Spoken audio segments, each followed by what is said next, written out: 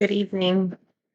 I chose to study the nature of love and friendship in Oceania. My current thesis statement is Between the laws and ideals of the totalitarian government of Oceania, the implementation of mass media, and the threat of punishment, relationships such as love and friendship happen tumultuously and illegally in unhealthy and extreme ways in Orwell's dystopian novel, 1984. My first paragraph covers the backward ways that Winston Smith experiences friendships. It goes, She was a woman of about 30, but looking much older. One had the impression that there was dust in the creases of her face. Winston noted that he was already half in love with her. The next moment, however, the burning in his belly died down, and he continued to speak in the same easy tone.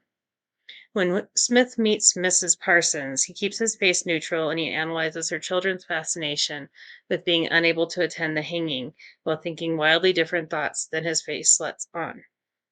This quote is useful for my paper because it encompasses the fluctuation of how Smith views friendships in the novel and how friendships to him are very closely intertwined with hatred portrayed by the media of the time. The second paragraph I use is a quotation from the movie to further my exploration. If they can make me change my feelings, they can stop me from loving you. That will be real betrayal. In this example, I focus more closely on love. The belief Winston holds on to in this scene support the view of a deeply unhealthy political system that affects every relationship he engages with, especially that of Julia, the woman he loves. In my paper, this further proves how the government influences direct ties to love in Oceania. In the third paragraph, I'll move on to perceptions of what makes love a love connection.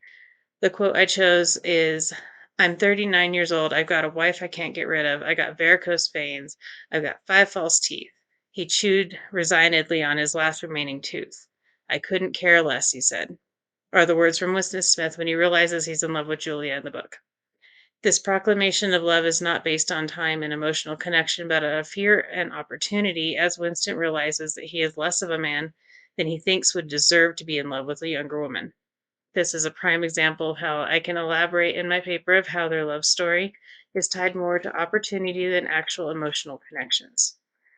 For paragraph 4, I chose the quote investigating the opportunities that their rebellion, revolution, or romance provided in Oceania, it can be concluded that there is no room for differences, individuality, or innovativeness.